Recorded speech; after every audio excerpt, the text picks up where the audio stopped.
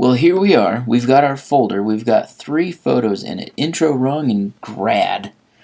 We're going to start with this first one to intro, so click on it and then do a right click, open with Photoshop. Photoshop opens up and boom, you've got the picture of my wife, Jen, hanging out in the snow, and we're going to make this black and white with a little splash of color. If you were to Google search color splash photography, you'll notice that when we use color splash, it's just a little bit of color. It's not a lot of things. It's not the majority of your picture. And they're bringing emphasis to just a little bit of stuff. So that's what we're going to imitate here with doing a little color splash. So what we're going to do first is we're going to make this photo black and white. We've done a couple of some tutorials already, so go ahead and make it black and white yourself, or follow along with me as I make this black and white. First thing that I'm going to do is I'm going to swing on over here to the right hand side to my adjustments layer, and I'm going to click on adjustments. If you don't have the adjustments layer, swing on over to the top of your screen to window up here. Go ahead and click window, and then you can go down to adjustments and that will open it for you. Let's go back down to the adjustments layer here, adjustments panel, into the second row and to the third icon. That's the black and white. Go ahead and click black and white, and you'll notice that it becomes gray and white. Now let me back up a step here, Command Z. You'll notice that her shirt is already black. So when I click on that and go black and white, boom, this is actually a lot of gray and white. Obviously her shirt is already black, so it's not going to change to a gray. That would be weird. So what we have to do here is actually get some dark darks and some light whites. So we need to adjust these little color sliders here. When I start off, I usually like to just kind of exaggerate the color just to see what it's going to do. So I just kind of grab one and slide it around. Okay. So I know what it's going to change color to. I'm going to look at Jen's face over here as I start sliding that back and forth. So I don't want to lose all the shadows. I definitely don't want to go super bright like that. So I'm going to go down probably to about right there. Grab the yellow. Notice the yellow here. Okay. I definitely don't want to go super dark. I'm losing a lot of the texture in her hair. So we'll go to about right there. Grab the green, that adjusts some of the stuff in the background and also the chair. I don't want to lose the shadows in it, and I want it to stand out from the snow, so I'm going to throw that down almost to the bottom. I don't care, you can go to the bottom if you want to. Next one's this blue one. That adjusts the stripes on her sweater. We're going to go in a little bit on her pants. So because it adjusts the pants, I'm going to go to about right there. Blue again. Maybe about right there. Great. Magenta, not much is changing. Whatever. So now we have a black and white image. Okay. And now we're going to start making some adjustments. We're going to bring out the little teal stripes in her sweater. Now in order to do that, we need to understand this one valuable thing. Let's look over here in our layers panel. We've got white. Notice the little outline around the white box here. If it's over the circle, we don't want that. We want it to be over the square. So make sure it's clicked on the square. You need to ask yourself, what is the opposite color of white? Correct. It's black. Good job. You're a genius. Let's swing on over to the left-hand side over here. And we want to look over at our colors. Now, if you have, for some reason, some like red and green or some, I don't know, weird colors, blue and orange, go ahead and click on these little dinky ones, and that will set it for you. Now, like I said, we want to get the opposite color of white, so we want that one to be on top, so we're going to click on the little arrow. Boom, now we have black. Black is on top, which is the color that we're going to be using. So let's go all the way to the middle area to our brush tool. We'll click on our brush tool. If you have any of the other things selected, just click on the brush tool. Holy guacamole, look at how ginormous our brush is. Using the brackets on your keyboard, the buttons underneath the plus and the minus sign, go ahead and make it smaller by clicking the one underneath the minus sign to, a reasonable size. Ah, much better. Now, from here we're going to right click, and just to check on the hardness, I'm okay just moving it up about 10%. There we go. I'm going to zoom in now so I can actually see Jen's sweater with the command plus, and that's good enough. Okay. Now if I use spacebar, I get the little hand tool, and I can whip that picture all over super quick. So now with my brush set to black, I'm going to start coloring in these stripes here. Now you might be saying to yourself, well, why don't I just do the whole entire sweater? Well, check it out. When I start coloring, you'll notice there's actually some green that's being pulled out of her sweater. So that's light bouncing off of this chair onto her sweater. That's also the green of the stripes of her shirt that are being bounced off into the sweater as well. So we don't want that. We just want the green. Okay? So just make sure that as you're doing this, that you're just getting the black lines. You don't want to get the whole entire sweater. Now what happens if I'm over here and I do have all this massive chunk of yuckiness, or I'm doing this guy here and I'm like, well, I keep getting some of that chair there. Well, check this out. If I come back over here to my colors, swap the colors to white, I can actually take away some of that color there. It's like a magic trick. Okay, black revives where white hides. White hides the color, and then you can definitely make those adjustments. Now you'll notice that sometimes when I start coloring over, that some of the colors don't always line up. So what I want to do is go right click again and push up that hardness all the way up. And now when I color over, I have my white selected, so I'm going to switch that, Command Z, switch that back to black, and now when I color, it gives me that hard line right across when I start drawing. So I might need to use my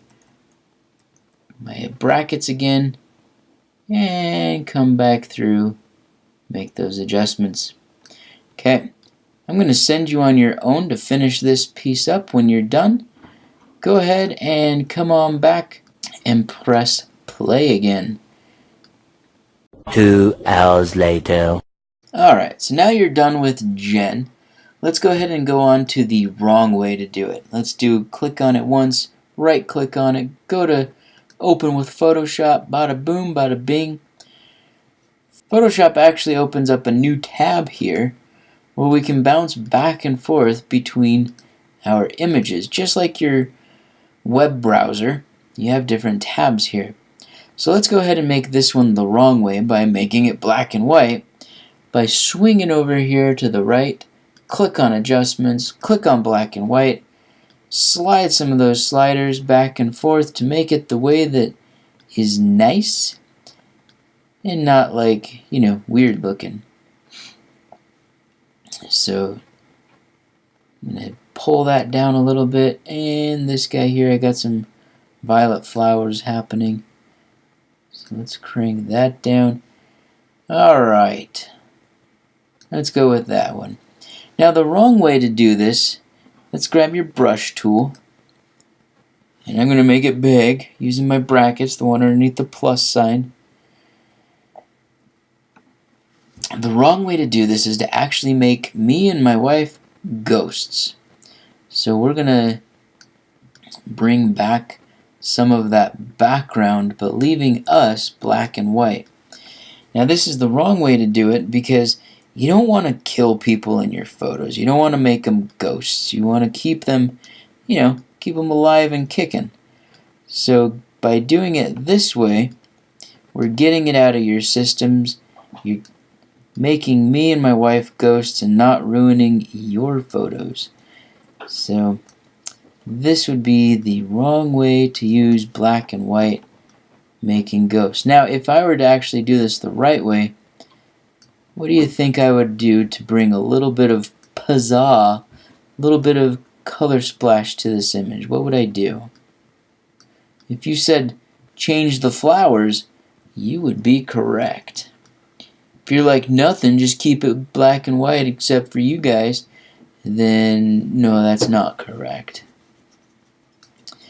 So correctly would be to do the flowers, and the other way is to do, the wrong way is to do us. So this is an image where we've gone through and made ghosts. Making ghosts does not work very well, so don't make ghosts. Okay? So now that we're done with that, let's go back over to our other photo and let's learn a couple more things. Click on it, right click, open with Photoshop. If you're not done yet, go ahead and push pause and come on back. Alright, so here's a picture of some sunflowers that I took, and we need to make it black and white. So, adjustments, black and white. Make sure you adjust some of those sliders. Whoa, whoa. Be careful, you don't want to go overboard with it. I want to keep some of those shadows. I want to keep some of the darks as well. Highlights and shadows. Make sure it's all looking good. Once again, don't see much changing there. I'm going to go up just a little. Alright. So now we have a black and white image. Now, instead of just grabbing your brush tool and grabbing black, we're going to go all the way to the very tip top where it says opacity and change it to 20. We're going to go to flow and change it to 20. Now we're going to come down here and using our brackets tool, we're going to make our brush really big. Now if you've ever used like watercolor, this is kind of like watercolor. Let me give you a quick little example on one of the petals. So we have it set to 20%. So when I paint, it's not putting down a massive amount. It's only putting down 20%. So if I do it again, now I'm adding it up to 40, 60, 80, and 100. Okay? So we're just adding multiples of that point. So let's make the brush big. Let's right click on it and crank it way down so we make it nice and soft. And we're going to go one click with right about here. Click and kind of wiggle it around a little bit. You'll notice it starts to pop out. I'm going to do one more click and wiggle it around. So click and wiggle. Wiggle, wiggle, wiggle, wiggle, wiggle. Yeah. And we're doing it one more time. So we're going to go 2, 4, and 6. And make it pop a little bit more. Okay. Let's jump back over to this, back over to this other one. You'll notice my brush is a little big, so using the brackets, make it a little bit smaller. And I'm going to go wiggle, wiggle, wiggle, wiggle, wiggle. Yeah, there's 20%. And do it one more time. Wiggle, wiggle, wiggle, wiggle. Yeah. Jump back over to the back one. So I went 60, 40. Guess what I'm going to do on the back one? You nailed it. We're just going to go with a nice little 20. Okay. Boom. So now we've got this awesome sunflowers happening right here. We've added a little bit of color, and it's lessening as we look back with this fantastic gradient happening here. Now, when I look at this picture, I'm like, oh, gross, what's on the petals there? I don't want to do that. So I'm going to come over, grab my healing brush, go back to my background layer, right over here, make sure I'm selected on it, and get rid of those gross things sitting there on the petals. Boom. One more. Boom. Heck yeah.